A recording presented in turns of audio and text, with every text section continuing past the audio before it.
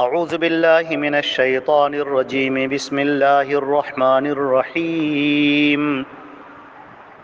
والذین هم لفروجهم حافظون الا على ازواجهم او ما ملكت ايمانهم فانهم غير ملومين فمن ابتغى وراء ذلك فاولئك هم العادون۔ یہ سورہ مومنون کی آیت نمبر 5، 6 اور 7 ہے، اور ترجمہ ان آیات کا یہ ہے: اور وہ لوگ جو اپنی شرمگاہوں کی حفاظت کرنے والے ہیں سوائے اپنی بیویوں سے یا اپنی باندیوں سے، تو انہیں کوئی ملامت نہیں ہے، اور اس کے علاوہ اگر کوئی اور راہ اختیار کرے گا تو یہ حد سے گزر جانے والے ہیں۔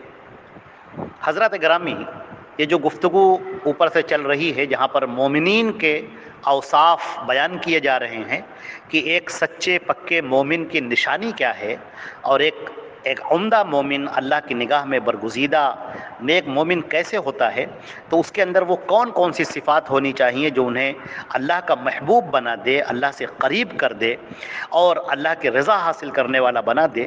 تو یہاں پر جو مومنین کی صفات بیان کی جا رہی ہیں، اب یہاں پر جو صفت کا تذکرہ ہو رہا ہے وہ یہ ہے: والذین هم لفروجهم حافظون، وہ لوگ جو اپنے شرمگاہوں کی حفاظت کرنے والے ہیں۔ حافظون، یہ جو حفاظت کرنے والے ہیں، یہ جمع کا صیغہ ہے، حافظ واحد ہے اس کا، اور فروجہم فرج کی جمع ہے جس کے معنی آتے ہیں شرمگاہ کے۔ تو وہ لوگ جو اپنی شرمگاہوں کی حفاظت کرنے والے ہیں۔ اب یہ شرمگاہوں کی جو حفاظت ہے، یہ انسان کی فطرت کے اندر کچھ چیزیں رکھی گئی ہیں۔ جیسے انسان کو کھانے کی بھوک ہوتی ہے، پانی کی پیاس ہوتی ہے، اسی طریقے سے فطری تقاضا پورا کرنے کے لیے، شہوت کو پورا کرنے کے لیے اس کے اندر یہ رکھی گئی ہے، شہوت اس کے اندر رکھی گئی ہے، اور اس کے جائز طریقے بھی بیان کر دیے گئے ہیں۔ اسلام نے اس کو واضح کر دیا ہے کہ وہ اپنی شہوت کو پوری کرے۔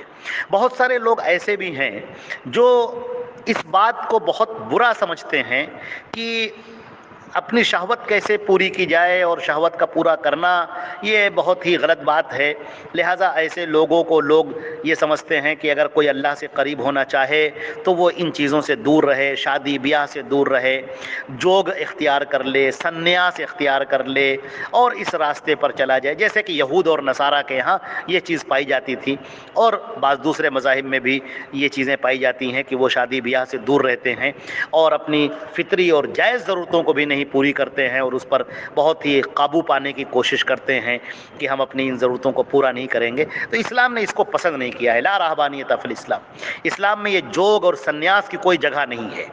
اسلام یہ نہیں چاہتا ہے کہ تم پورے معاشرے سے، سماج سے کٹ کر کہیں جنگل میں جا کر عبادتیں کرو، یہ اللہ کو پسندیدہ نہیں ہے، بلکہ اللہ نے یہ چاہا ہے کہ ہم نے تمہارے اندر جو ضرورتیں رکھی ہیں ان کو حلال اور جائز طریقے سے حاصل کرو۔ مثال کے طور پر انسان کی بھوک ہے، انسان کو کھانا کھانا ہے، تو اب اس کے سامنے دو راستے ہیں: حلال کھائے یا حرام کھائے۔ اگر حلال کھاتا ہے تو یہ وہ کام کرتا ہے جو اللہ کے رضا والا ہے، نیکیوں کا کام ہے، اور اگر حرام کام کرتا ہے تو یہ گناہ کا ارتکاب کر رہا ہے، اس پر اس کی سزا ملے گی۔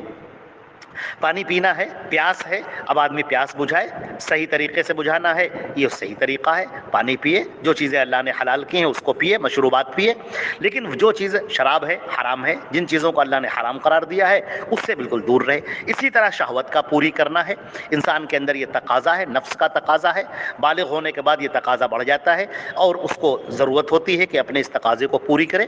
اللہ رب العزت نے اس کے لیے بیان کر دیا ہے، آگے بیان کر دی، آگے بیان کیا گیا الا علی ازواجہم او ما ملکت ایمانہم، یہاں پر دو چیزوں کا تذکرہ کیا گیا ہے: اپنی بیویوں سے یا اپنی باندیوں سے۔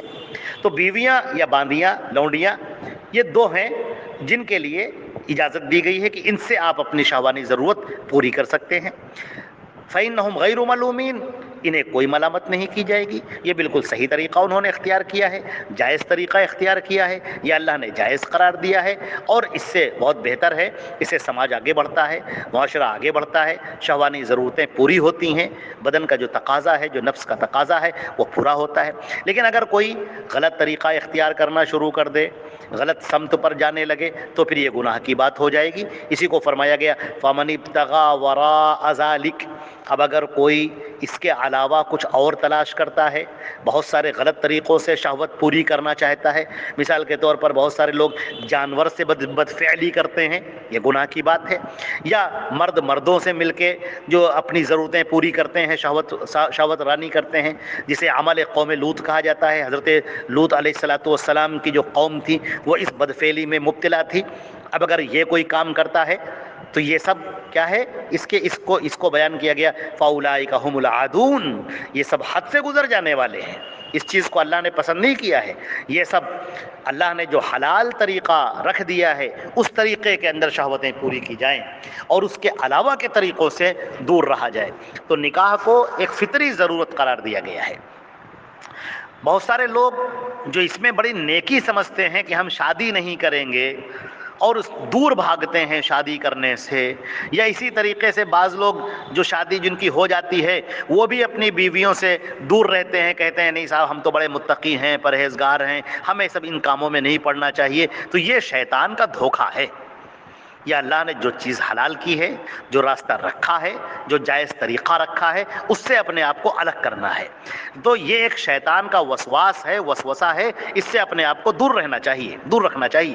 قرآن پاک میں سورہ نور میں بھی اللہ نے باقاعدہ حکم دیا ہے وَأَنكِحُوا الْأَيَامَ مِنكُمْ، تم میں سے وہ لوگ جو بے نکاح ہیں تم ان کے نکاح کرا دو، تم ان کی شادی کرا دو، اس کے لیے تگ و دو کرو، دوڑ دھوپ کرو، ان کی شادیاں کراؤ۔ وَالصَّالِحِينَ مِنْ عِبَادِكُمْ وَإِمَائِكُمْ، تمہارے غلاموں میں سے، تمہاری باندیوں میں سے جو نیک ہیں تو تم ان کی شادیاں کراؤ۔ إِن يَكُونُوا فُقَرَاءَ يُغْنِهِمُ اللَّهُ مِنْ فَضْلِهِ، اگر وہ غریب ہوں گے، مفلس ہوں گے تو اللہ اپنے فضل و کرم سے انہیں مالدار کر دے گا۔ واللہ واسع علیم، تو اللہ تعالیٰ انہیں مالدار کر دے گا۔ تو یہ حکم ہے، باقاعدہ شادی کرانے کا حکم ہے، نکاح کا حکم ہے۔ ہمارا جو مذہب ہے، یہ جو دین اسلام ہے، اس کو اسی لیے دین فطرت کہا گیا ہے۔ یہ انسان کی جو فطرت ہے جس پر اللہ نے انسان کو پیدا کیا ہے، اس فطرت کے مطابق ہمارا مذہب ہے، ہمارا دین ہے۔ اللہ نے ہر ایک کے لیے رعایت رکھی ہے۔ الا یعلم من خلق وهو اللطیف الخبیر، کیا وہی نہیں جانے گا جس نے تم کو پیدا کیا ہے؟ وہ تو بڑی باریک باتوں کا جاننے والا ہے۔ اللہ رب العزت کو پتہ ہے کہ ایک انسان کو کیا کیا ضرورت ہے، اس کو کن کن چیزوں کی ضرورت ہے، کیونکہ یہ انسان بنایا تو اللہ نے ہے۔ اس کے اندر جو تقاضے ہیں، جو بشری تقاضے رکھے گئے ہیں، وہ رکھے ہوئے تو اللہ کے ہیں۔ تو اللہ نے ان کے لیے جائز راستے بتا دیے ہیں، حلال راستے بتا دیے ہیں، تم نکاح کرو، حکم دیا گیا ہے۔ اچھا، اسی طرح بخاری شریف کے اندر بھی روایت ہے، کتاب النکاح میں 3 صحابہ تھے جو نبی کریم صلی اللہ علیہ وسلم کے گھر میں گئے اور آپ کے ازواج سے انہوں نے پوچھا کہ اللہ کے رسول کیسے عبادت کرتے ہیں، کیا کرتے ہیں؟ تو جو ان کو بتایا گیا تو وہ ان کو بڑا کم لگا۔ چنانچہ ایک نے کہا کہ اللہ کے رسول تو بخشے بخشائے ہیں اور رہ گئے ہم لوگ، تو ہم کو عبادت کی زیادہ ضرورت ہے۔ تو ایک نے کہا کہ میں ہمیشہ نماز پڑھوں گا، کبھی رات میں سوؤں گا نہیں۔ ایک نے کہا میں ہمیشہ روزہ رکھوں گا اور کبھی ناغہ نہیں کروں گا۔ اور ایک نے کہا کہ میں تو شادی ہی نہیں کروں گا اور میں صرف عبادت میں لگا رہوں گا۔ نبی کریم صلی اللہ علیہ وسلم جب گھر پہ تشریف لائے تو حضرت عائشہ ام المؤمنین رضی اللہ تعالی عنہا نے یہ ساری باتیں بتائیں۔ تو آپ صلی اللہ علیہ وسلم مسجد میں تشریف لے گئے، لوگوں کو جمع کیا اور آپ نے کہا کہ یہ 3 لوگ میرے گھر پہ آئے تھے اور انہوں نے ایسا ایسا کہا ہے، سنیے۔ انی لاخشاکم للہ واتقاکم لہ، میں تم میں سب سے زیادہ اللہ سے ڈرنے والا ہوں اور تم میں سب سے زیادہ اللہ کا تقوی اختیار کرنے والا ہوں۔ لیکننی اصوم و افطر، لیکن میں روزہ بھی رکھتا ہوں اور نہیں بھی رکھتا ہوں، ناغہ بھی کرتا ہوں۔ واصلی وارقد، میں نماز بھی پڑھتا ہوں اور سوتا بھی ہوں۔ واتزوج النساء، اور میں شادی بھی کرتا ہوں خواتین سے۔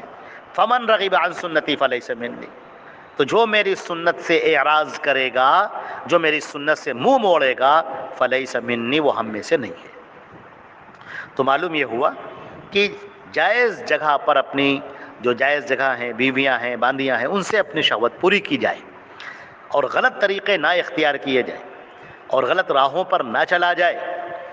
نبی کریم صلی اللہ علیہ وسلم نے فرمایا کہ جو 2 چیزوں کی ضمانت دے دے میں اسے جنت کی ضمانت دیتا ہوں، ایک اپنی زبان کی اور ایک اپنی شرمگاہ کی۔ زبان وہی بولے جو صحیح ہے، درست ہے، حق ہے، اور شرمگاہ اسی جگہ کو استعمال کرے جو اس کے لیے جائز کی گئی ہے، اور حرام جگہ بالکل نہ اختیار کرے۔ تو معلوم یہ ہوا کہ اسلام دین فطرت ہے، فطرت کا لحاظ رکھا ہے، اور ان جائز ضرورتوں کو پوری کرنے کا حکم بھی ہے، اور یہ کوئی نیکی نہیں ہے کہ استطاعت کے باوجود آدمی شادی نہ کرے۔ اس کو نبی کریم صلی اللہ علیہ وسلم نے کہا ہے کہ من رغب عن سنتی فلیس منی، جو میری سنت سے اعراض کرتا ہے، میری سنت سے منہ موڑتا ہے، تو پھر وہ ہم میں سے نہیں ہے۔ لہٰذا شادی بیاہ نہ کرنا اور اس کو بڑا نیکی سمجھنا، بڑا تقویٰ سمجھنا، یہ بہت ہی غلط بات ہے۔ اسی طریقے سے شادی ہونے کے بعد بھی بعض لوگ جو اپنی بیویوں سے دور رہتے ہیں، تو یہ بھی بہت غلط بات ہے، اور یہ سب شیطان کے وسوسے ہیں۔ ہاں، یہ الگ بات ہے کہ جو جائز طریقوں کے علاوہ حرام طریقے ہیں، وہ اللہ کی ناراضگی کا سبب ہیں، انسان کی لعنت کا سبب ہیں، لہٰذا ان سے پرہیز کرنا چاہیے اور ان سے دور رہنا چاہیے۔ اللہ رب العزت ان باتوں پر عمل کرنے کی توفیق عطا فرمائے۔ السلام علیکم ورحمۃ اللہ۔